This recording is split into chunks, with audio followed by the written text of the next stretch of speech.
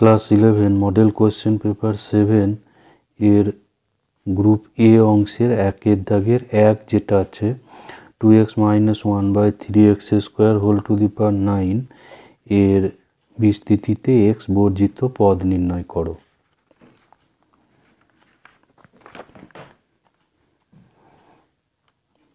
একের দাগের 1 যেটা আছে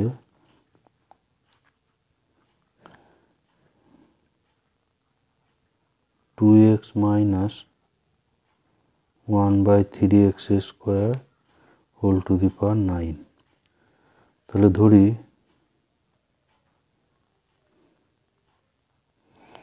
r+1তম পদ x বর্জিত।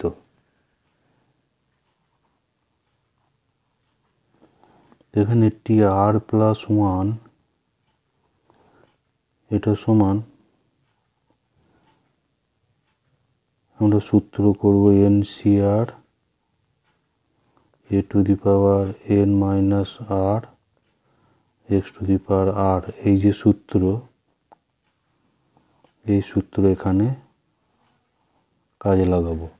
তো tr+1 এর ক্ষেত্রে হবে tr+1, এখানে n হচ্ছে 9, c r, এর জায়গায় এখানে হচ্ছে 2x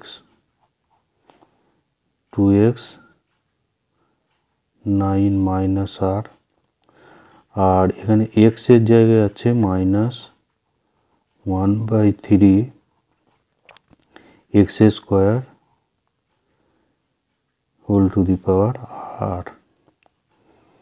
এখানে এটা একটু সরল করলে 9cr, এখানে 2 to the power 9 - r into x to the power 9 - r -1/3 to the power r, আর 1 এখানে x², তার পাওয়ার আবার r, অর্থাৎ x to the power 2r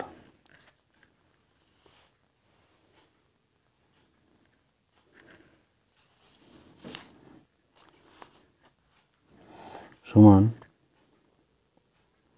9cr 2 to the power 9 - r, x to the power এখানে হবে 9 - r -2r, এই যে 2r আছে এখানে পাওয়ারটা মাইনাস হবে, -1/3 whole to the power r।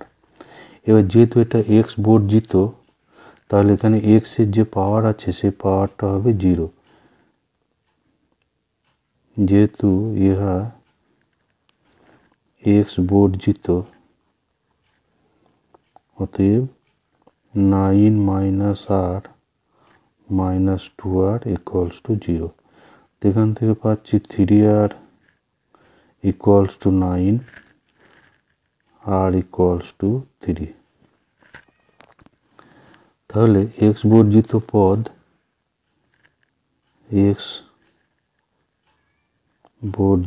পদ সমান, এখানে r এর জায়গায় 3 বসে যাবে, তাহলে 9c3 2 টু দি পাওয়ার 9 - 3, এখানে x এর পাওয়ারটা 0 ধরা আছে, সুতরাং এখানে x থাকবে না, 1/3 whole to the power r, বা এখানে r এর জায়গায় 3 বসালেও এখানে পাওয়ারটা 0 চলে আসবে। তো 9c3, তো এখানে r সমান হচ্ছে 3, এখানে 3 বসে যাবে, 9c3 হচ্ছে 9 × 8 × 7/3 ফ্যাক্টোরিয়াল, আর এখানে 2 টু দি পাওয়ার 6 কিন্তু এখানে মাইনাসের বিজোড় পাওয়ার আছে, সুতরাং এটা -1/27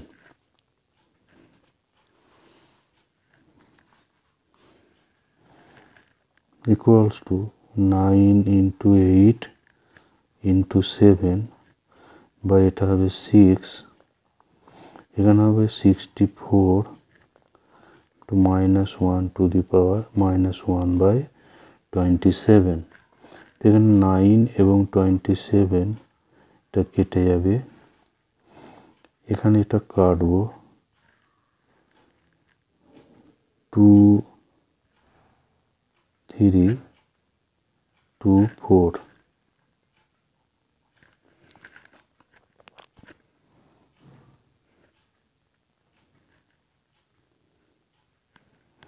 তাহলে এখানে নিচে থাকছে, এখানে একটা মাইনাস থাকছে, মাইনাস নিচেই থাকছে 9, আর এখানে 28 ইন্টু 64, 28 ইন্টু 64, 28 ইন্টু 64। এবার এখানে এই গুণটা করে নিলে, এখানে গুণটা করতে হবে, গুণটা করলে এটা পাচ্ছি 1792। তো এটা পূর্ণ ভাঙলে এটা আসবে -199 পূর্ণ 1/9। এরপর এর অথবা অংশ যদি যেটা আছে 1 + x⁴, এর বিস্তৃতিতে r-তম, r+1তম এবং r+2তম পদের সহগ তিনটে সমান্তর প্রগতিতে থাকলে r এর মান নির্ণয় করো। এখানে এর অথবা অংশ যেটা আছে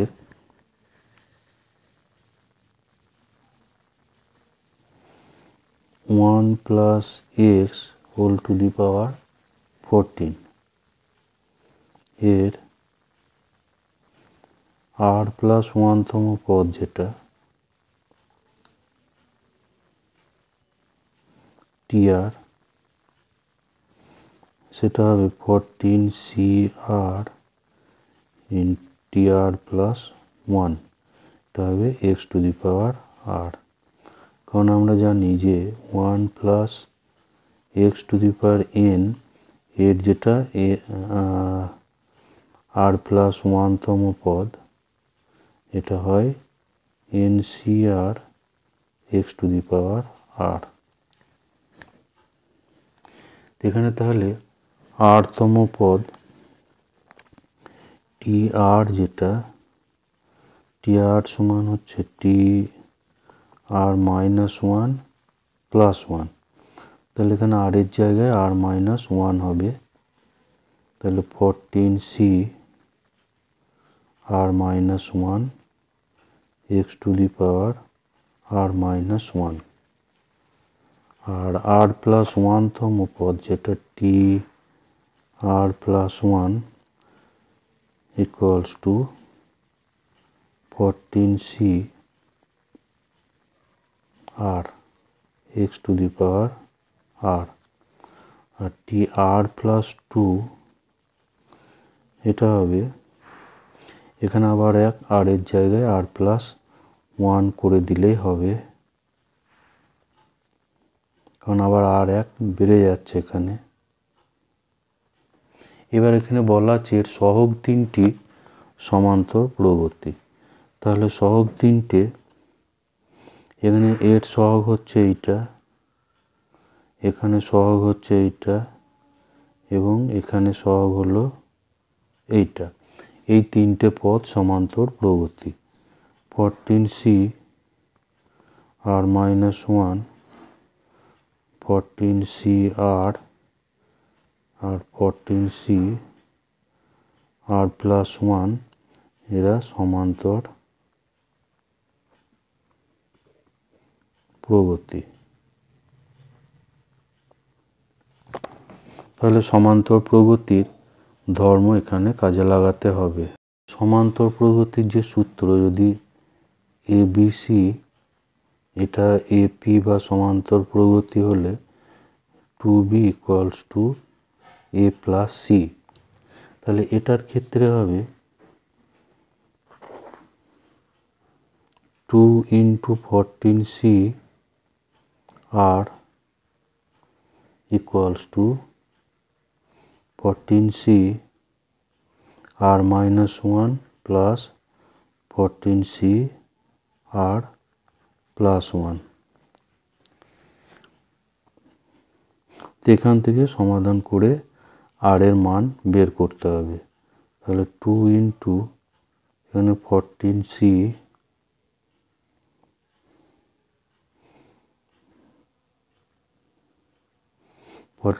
আর অর্থাৎ 14 factorial by 14 minus r factorial into r factorial equals to এখানে 14 factorial by 14 minus r plus 1 factorial into r minus 1 factorial plus 14 factorial by 14 minus r minus 1 factorial into r plus 1 factorial.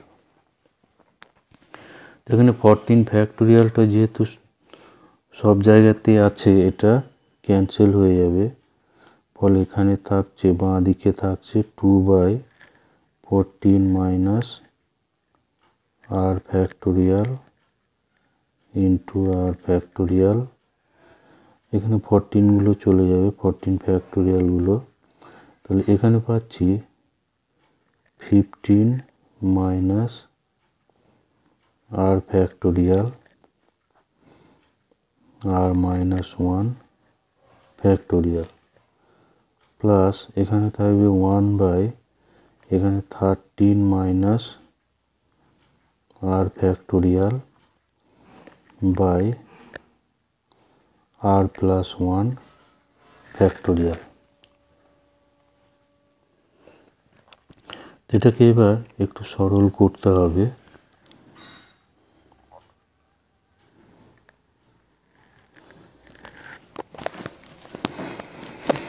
তো এখানে দেখা যাচ্ছে সব থেকে বেশি এখানে আছে 15 মাইনাস আর ফ্যাক্টোরিয়াল। তাহলে ডান দিকটা আমরা এখানে লসাগু করে সরল করব। 14 minus r factorial into r factorial equals to, ডান দিকে যেহেতু 15 মাইনাস আর ফ্যাক্টোরিয়ালটা বেশি সব থেকে, এইটা হবে লসাগুর মধ্যে থাকবে। 15 মাইনাস আর ফ্যাক্টোরিয়াল আর 13 মাইনাস আর ফ্যাক্টোরিয়াল এর লসাগু হবে 15 মাইনাস আর ফ্যাক্টোরিয়াল, কারণ 15 মাইনাস আর ফ্যাক্টোরিয়ালকে ভাঙলে তার মধ্যেই 13 মাইনাস আর ফ্যাক্টোরিয়াল থাকবে।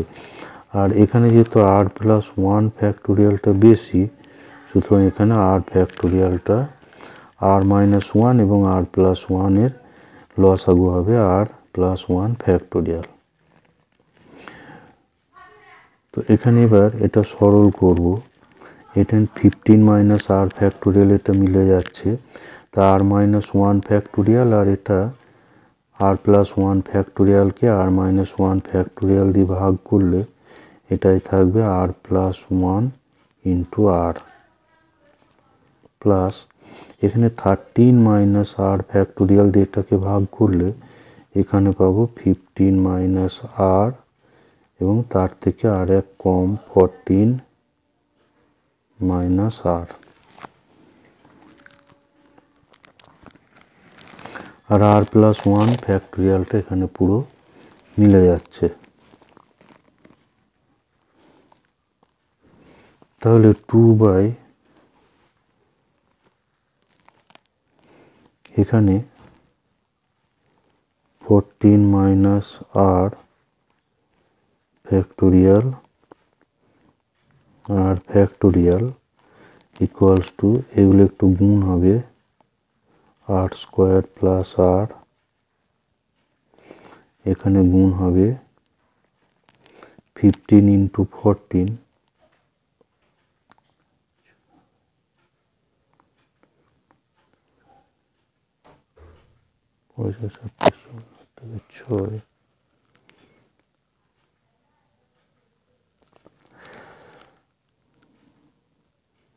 6 14 210 minus 14r আর minus 29r plus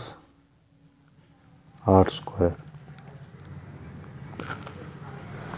আর নিচে এটা হবে, নিচে যেটা আসবে এখানে 15 মাইনাস আর একটা বের করে নিলে পড়ে থাকবে, এক কম হয়ে যাবে, আর এখানে একটা আর প্লাস 1 বের করব, আর প্লাস 1 ইন্টু আর ফ্যাক্টোরিয়াল। এখানে 14 মাইনাস আর ফ্যাক্টোরিয়ালটা ক্যান্সেল হবে এবং আর ফ্যাক্টোরিয়ালটা এখানে ক্যান্সেল হয়ে যাবে। ফলে এখানে পাচ্ছি 2 ইন্টু, এবার এই দুটো এখানে 15 মাইনাস আর এবং আর প্লাস 1 এটা গুণ হয়ে যাবে, আর ডান দিকে থাকবে 2r square minus 28r plus 210। এবার এখানে এগুলো গুণ হবে 15r মাইনাস আর স্কোয়ার প্লাস 15 মাইনাস আর, আর ডান দিকটা উপরের রাশিটা সরল করলে এইটা আসবে। এখানে 15r থেকে আর বাদ গেল, 14r মাইনাস আর স্কোয়ার প্লাস 15, আর এই ডান সাইডে একটা 2 কমন করা আছে, তাহলে দুইটা ক্যান্সেল হবে।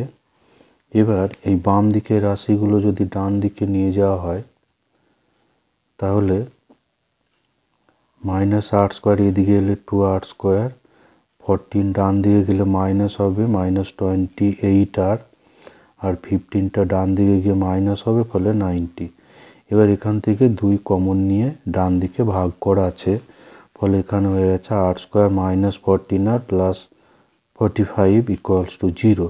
তো এটা উৎপাদকে বিশ্লেষণ করলে 5 এবং 9 দিয়ে এটা ভাঙবে, ফলে আর মাইনাস 5 ইন্টু এটা 5 9 45, তাহলে আর মাইনাস 5 এবং আর মাইনাস 9 উৎপাদক হবে, ফলে আর এর ভ্যালু হবে 5 অথবা 9, এই 5 অথবা 9 এটা হচ্ছে এখানে অ্যান্সার। এরপর 3-এর যেটা আছে এবিসি গুণোত্তর প্রগতিতে থাকলে দেখাও যে a plus c greater than 2b।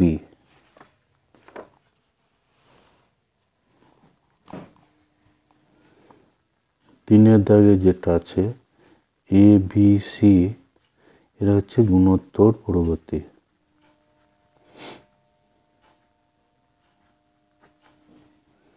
তাহলে গুণোত্তর প্রগতি হলে B square equals to A C. এখন A minus C whole square এটা গ্রেটার দেন 0 হবে, এখানে এ বি সি এগুলো প্রত্যেকটা আলাদা পদ, সেই জন্য এটা গ্রেটার দেন 0 হবে। তাহলে এটাকে আমরা লিখতে পারি a plus b whole square minus 4ac greater than 0। তাহলে a plus b whole square minus 4, এসির জায়গায় এখানে বি স্কোয়ার বসে যাবে, তাহলে a plus b whole square greater than 4b square. এবার এটা বর্গমূল করে দিলে a plus b greater than 2b, এটা প্রমাণিত হবে।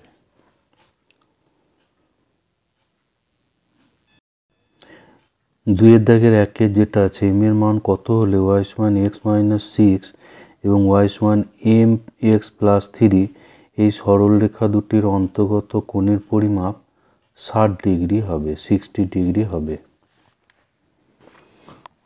তাহলে এখানে প্রথম যে সরলরেখা দেওয়া আছে Y equals to X minus 6, আর দ্বিতীয়টা দেওয়া আছে Y equals to M X plus 3। তাহলে এটা প্রথমটার যেটা প্রবণতা প্রথম সরলরেখার প্রবণতা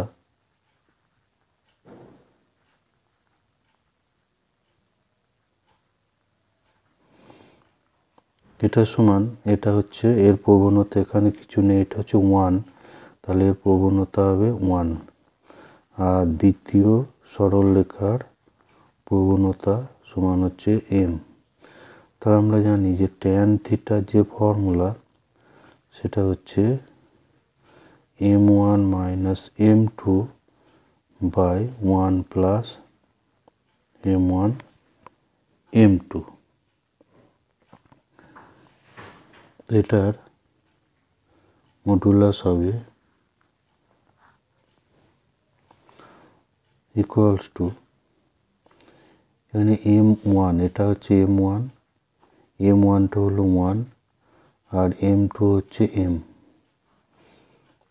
1 প্লাস 1 ইন্টু m।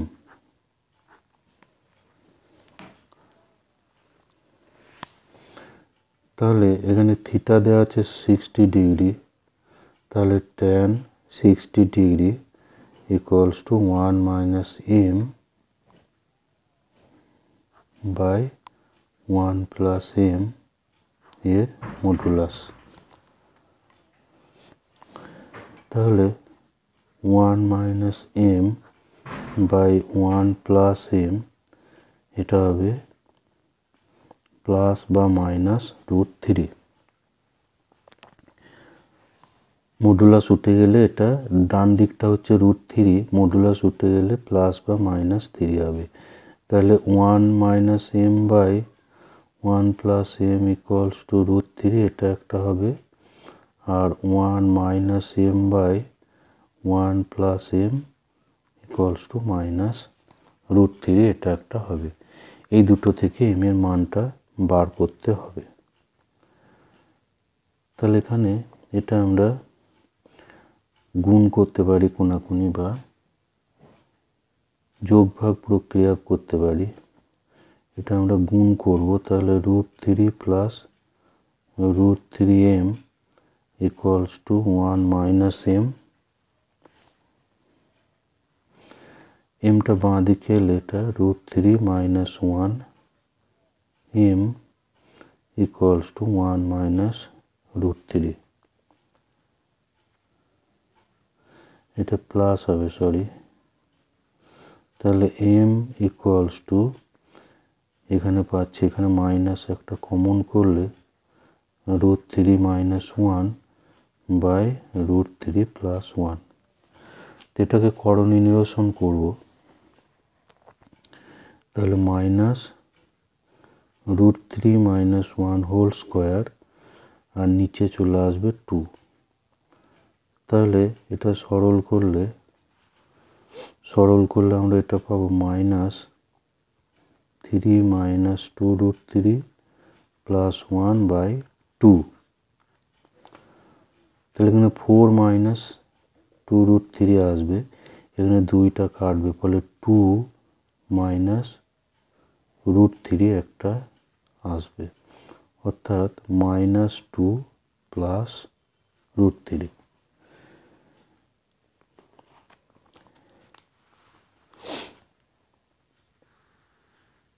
একইভাবে এই ডান দিকটাকে ক্যালকুলেশন করলে এটা m সমান পাওয়া যাবে 2 প্লাস √3।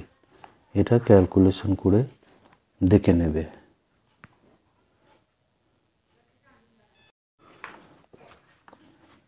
এরপর 2-এর দাগের যেটা আছে, x cos alpha plus y sin alpha equals to 4 সরলরেখাটির অক্ষ দুটির মধ্যে ছিন্ন অংশের মধ্যবিন্দুর সঞ্চার পথের সমীকরণ নির্ণয় করো।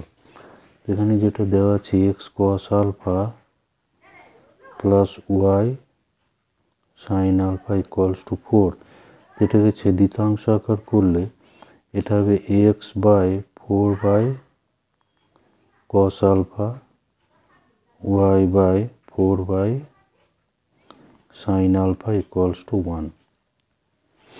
এটা হচ্ছে x by a plus y by b সমান 1 আকার।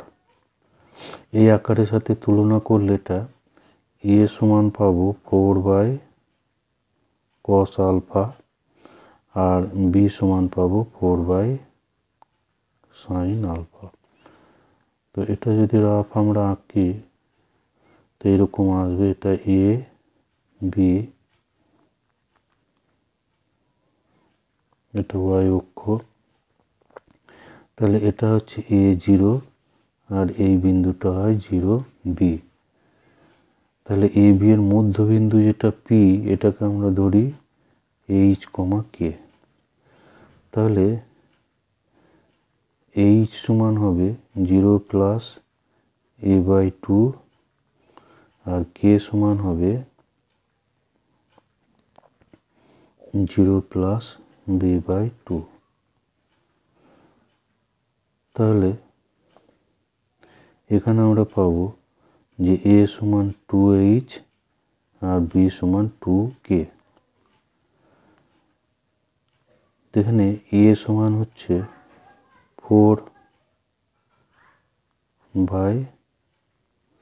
4/cos আলফা ইকুয়ালস টু 2h আর বি সমান হচ্ছে 4/sin আলফা, এটা ইকুয়ালস টু 2k।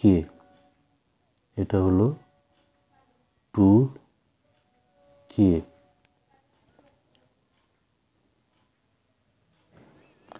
এবার এখান থেকে আমরা সাইন আলফা এবং কস আলফা বার করে অপনয়ন করে দেবো, সাইন আলফা এবং কস আলফা। তো এখানে 2 ক্যান্সেল হবে, এখানে 2 ক্যান্সেল হবে, ফলে এখানে আমরা পাবো যে cos alpha equals to 2/h আর সাইন আলফা সমান পাবো 2/k। cos alpha equals to 2/h এবং সাইন আলফা ইকুয়ালস টু 2/, তাহলে cos square alpha plus sine square alpha করলে cos আলফা সমান ছিল 2/h আর সাইন আলফা ছিল 2/k। তাহলে 1 সমান এদিকে পাচ্ছি 4/h স্কয়ার, এটা 4/k স্কয়ার। তাহলে 1/h square plus 1/k square into 4 equals to 1।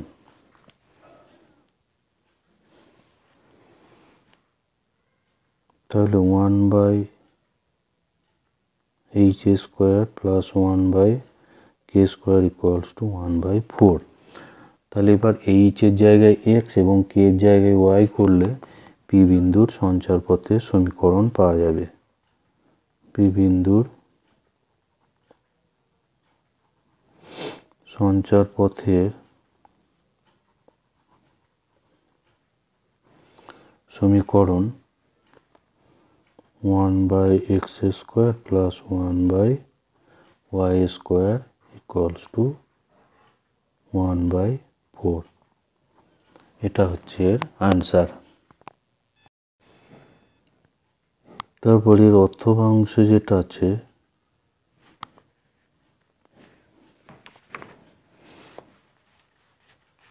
x square by a square plus y square by b square equals to 1 উপবৃত্তের পরাক্ষের দৈর্ঘ্য এবং এর নাভিদ্বয়ের দূরত্ব সমান হলে উৎকেন্দ্রতা কত?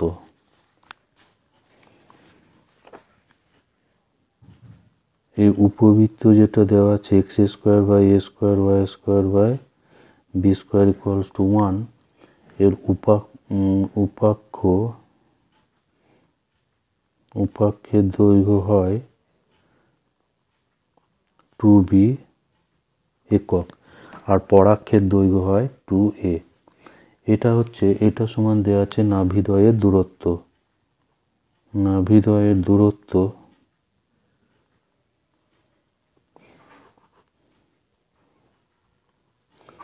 এর সূত্র হচ্ছে 2ae একক। তো এখানে বলা আছে এই দুটো সমান, তাহলে 2ae ইকুয়ালস টু 2b, এখানে 2 ক্যান্সেল হবে। এবার এটাকে বর্গ করলে এখানে বর্গ করলে আমরা পাবো যে a square e square equals two b square.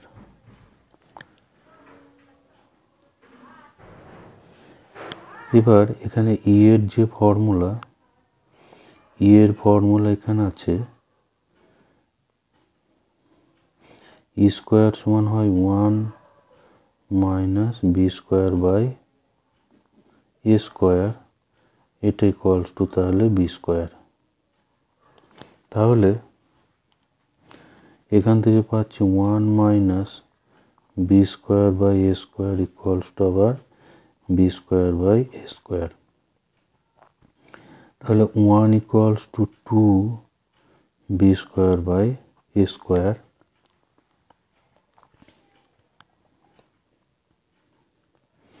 তাহলে b square by a square এর মান হচ্ছে 1/2।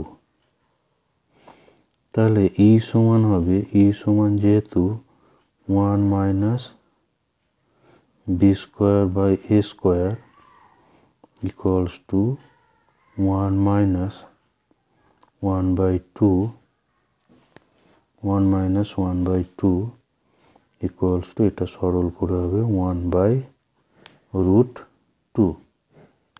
তো এইটা হচ্ছে উৎকেন্দ্রতার মান।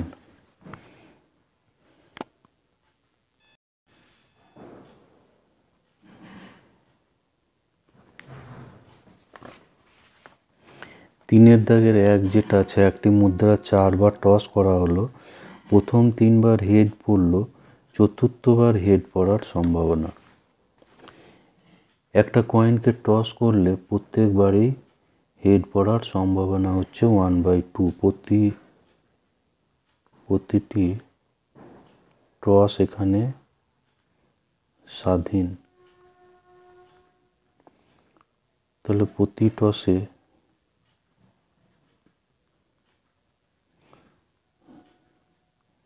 হেড পড়ার সম্ভাবনা সমান হচ্ছে 1/2। অতএব চতুর্থবার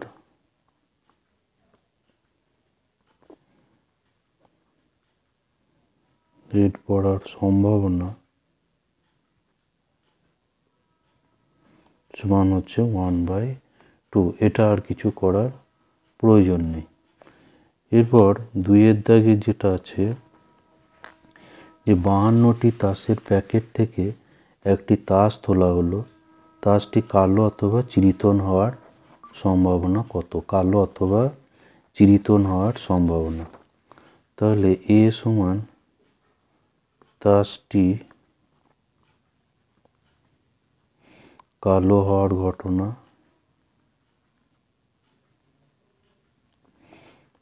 বি সমান তাসটি চিরিতন, তাহলে এ ইন্টারসেকশন বি, এটা সমান তাসটি কালো এবং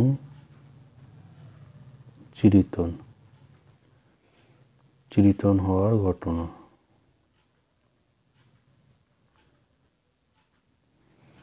তাহলে আমাকে বার করতে হবে প্রবাবিলিটি এ ইউনিয়ন বি, তাসটি কালো অথবা চিরিতন হওয়ার সম্ভাবনা।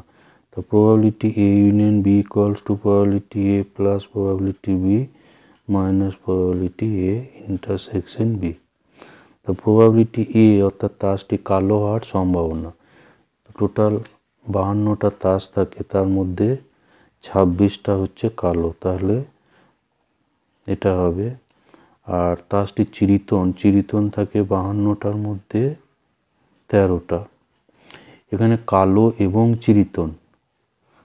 এবং চিরিতনও আছে 13টা। তো এটা এখানে ক্যান্সেল হয়ে যাবে।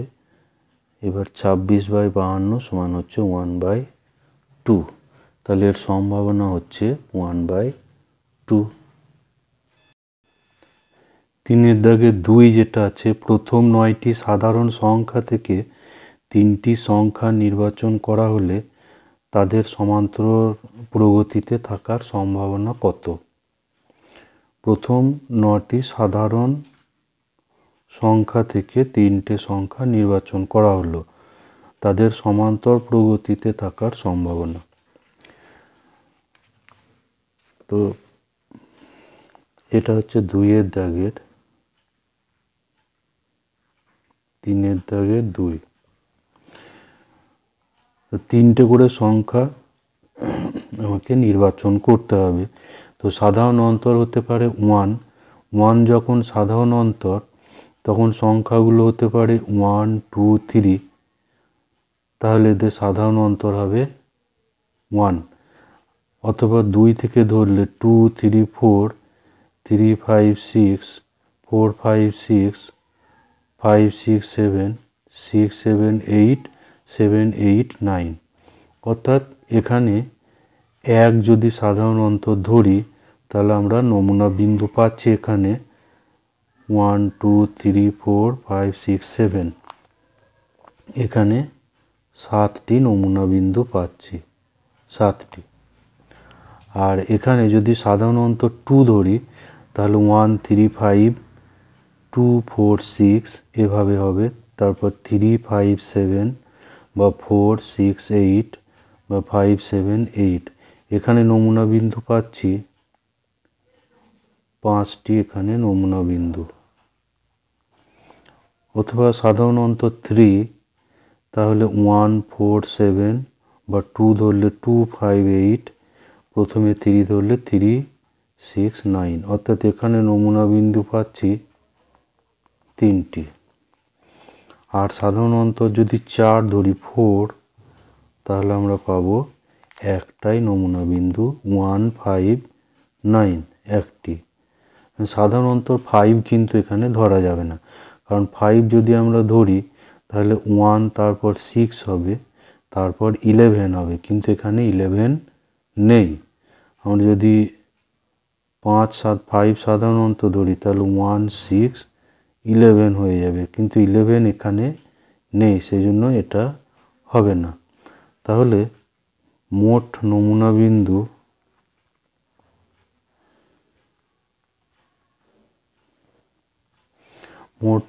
বিন্দু হচ্ছে, প্রথমটাই হলো 7, দ্বিতীয়টায় 5 এবং এটাই হচ্ছে 3 এবং এখানে 1। তাহলে মোট নমুনা বিন্দু সেটা হচ্ছে 7 + 5 + 3 + 1 = 16। এবার 9টি সংখ্যা থেকে 3টে সংখ্যা নির্বাচন করা যায়। 9টি সংখ্যা থেকে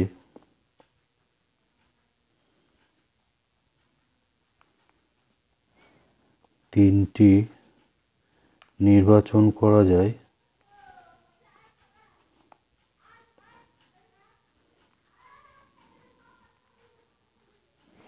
9C3 প্রকারে। তাহলে নির্ণয় সম্ভাবনা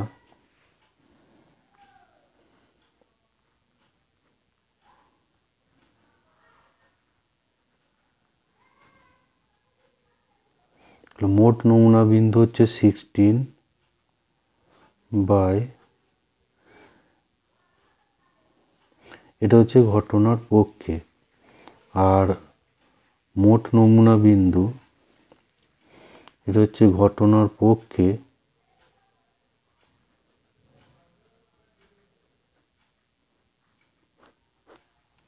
নমুনা বিন্দু হচ্ছে 16, আর মোট নমুনা বিন্দু যেটা সেটা হচ্ছে 9C3। তাহলে ঘটনাটার পক্ষে মোট নমুনা বিন্দু 16, আর এমনি নমুনার দেশে মোট নমুনা বিন্দু 9C3। তাহলে এটাকে এবার ক্যালকুলেশন করলেই নির্ণয় সম্ভাবনা পাওয়া যাবে। তো 9C3 = 9 × 8 × 7/3 factorial =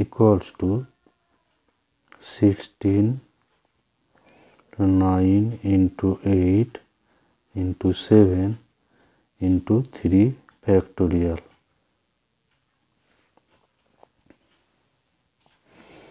এখানে একটু কাটাকুটি হবে, 8 আর এখানে 2 equals to 2 into এটা 6, 9 into 7, এখানে 3 2 3 3 equals to 4/21। তাহলে এটা হচ্ছে অ্যান্সার।